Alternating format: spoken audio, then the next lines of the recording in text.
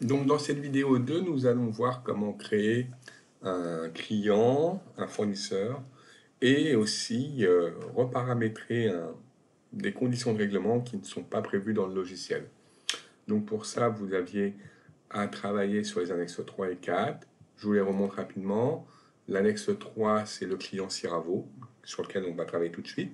Et l'annexe 4, c'est un fournisseur, c'est le fournisseur système. Voilà.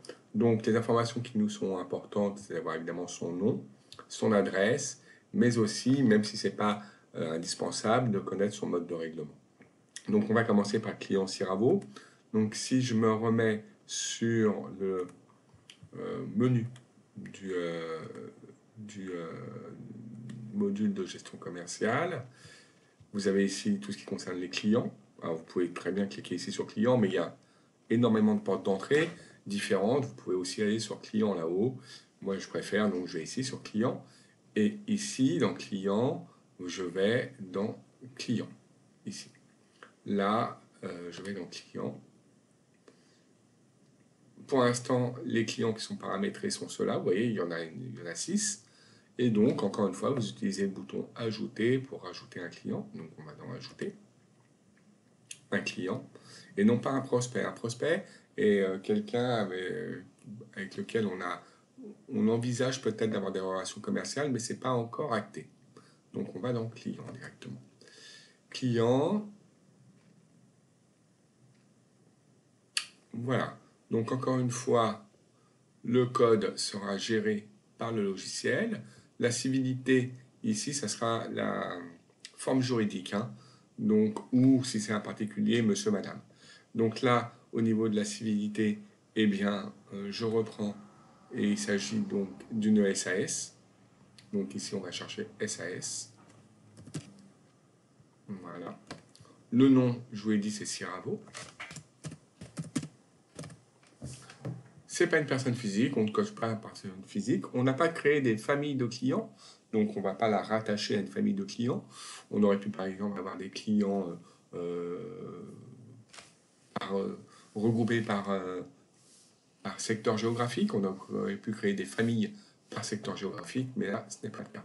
Par contre, le mode de règlement doit être indiqué. Donc on va l'indiquer, mais avant toute chose, on va commencer par mettre son adresse, ce qui est assez classique. Donc c'est 148 rue Championnet, ici, et c'est pareil.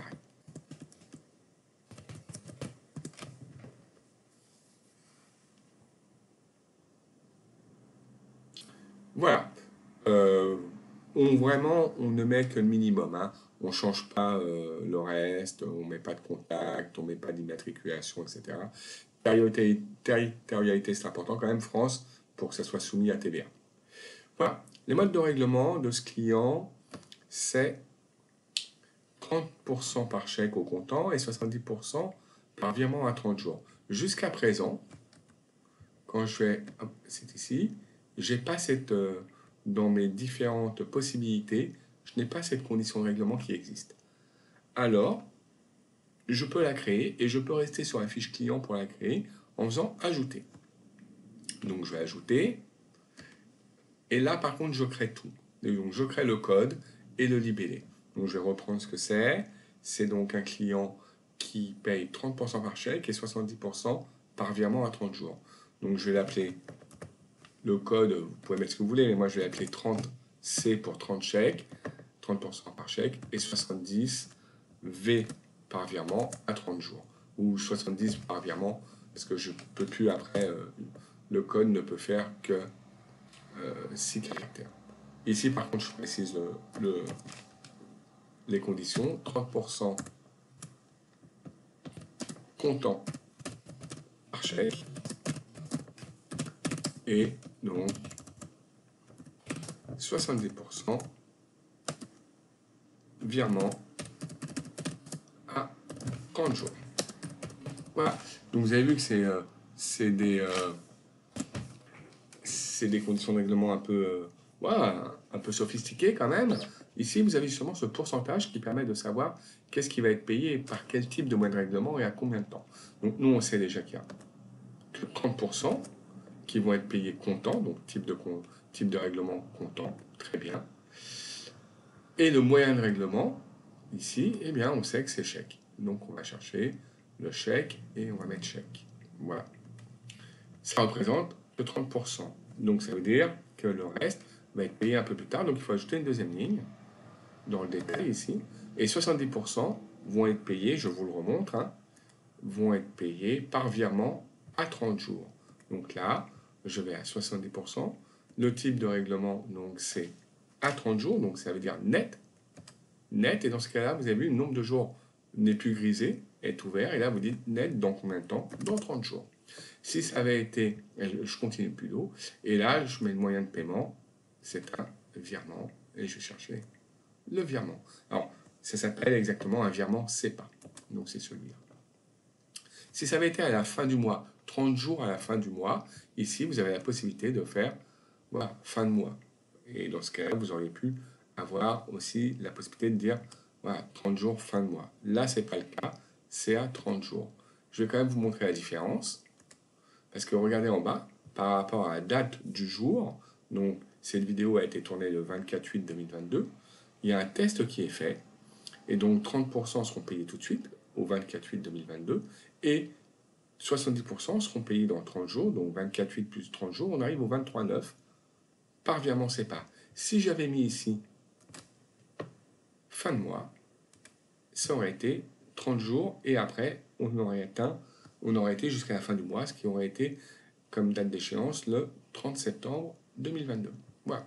Et pour l'instant ici c'est à 30 jours et la notion de fin de mois n'intervient pas dans ces conditions de règlement. J'enregistre et je ferme ce moyen de règlement. Et ici, vous avez vu maintenant, il apparaît, il est là, il apparaît donc dans mes moyens de règlement. Je pourrais l'utiliser pour Siravo, mais si j'avais d'autres clients ou même fournisseurs qui avaient les mêmes conditions de règlement, je pourrais le retrouver comme ça. Voilà, j'en ai terminé avec Siravo, j'enregistre et je ferme. Et Siravo apparaît comme étant le client voilà, suivant, client numéro 7. Je vais faire la même chose avec un fournisseur, vous allez voir que c'est exactement la même démarche. Donc je vais sur fournisseur, pour l'instant je n'ai qu'Intermobile. Donc là, je vais créer celui-là qui s'appelle système avec des conditions de règlement 100% par virement, 30 jours fin de mois. Donc on va aller voir ça. Donc je retourne là-dessus, je crée donc un fournisseur, je suis bien dans les fournisseurs, hein. Je crée un fournisseur. Le code, c'est pas moi qui vais le gérer.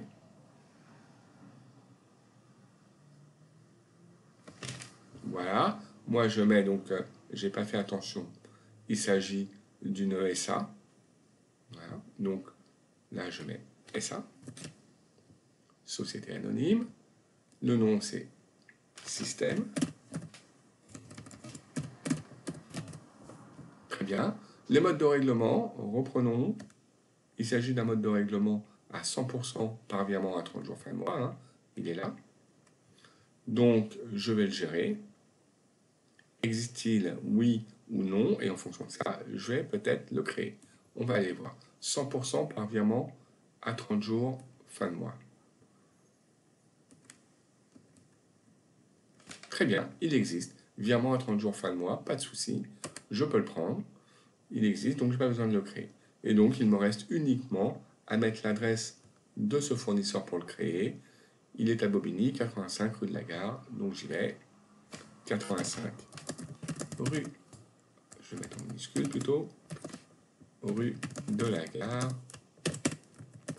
93 000.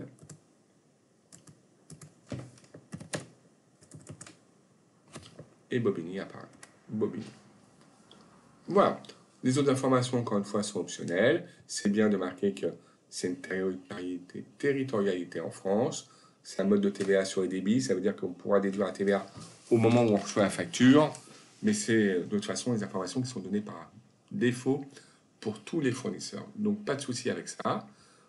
On peut donc maintenant l'enregistrer et donc le fermer. Je vais y arriver.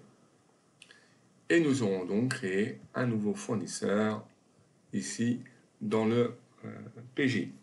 Donc grâce à ce qu'on vient de faire, les vidéos 1 et 2, maintenant vous êtes à même de pouvoir travailler donc sur les autres annexes, c'est-à-dire l'annexe 5, qui va vous permettre en fait ici de créer de nouveaux articles, de nouveaux clients, de nouveaux fournisseurs et d'une nouvelle famille d'articles. Voilà. Alors, à vous de vous organiser pour savoir dans quel sens vous devez le faire. Mais n'oubliez pas que de toute façon, quand quelque chose n'est pas créé, normalement, on peut le créer en même temps que sur le formulaire sur lequel on est. Je reprends mon exemple. Un article, par exemple, si vous créez un article qui appartient à une nouvelle famille et que la famille n'a pas encore été créée, hein, je vous remontre. Si, par exemple, vous deviez créer un nouvel article ici, dans l'article, et que un article, donc un bien, et que cet article n'avait pas été encore créé au niveau de la famille, vous n'avez pas plutôt créé la famille, ça va bien, c'est un peu long. Ici, vous voyez, si la famille, imaginez que c'est ni un téléphone mobile ni une tablette tactile, vous pouvez directement ajouter ici une nouvelle famille sans être obligé de passer ici de fermer l'article et de rouvrir famille d'articles pour le créer. Donc voilà, il y a différentes portes d'entrée dans le logiciel, ce qui me permet de le rendre très convivial. Et donc à vous, grâce à ça, de travailler maintenant sur le paramétrage des informations qui figurent dans l'annexe 5. Et pour ça, vous avez donc travaillé sur les vidéos 1 et 2 qui vous ont aidé. Très bien, je vous remercie.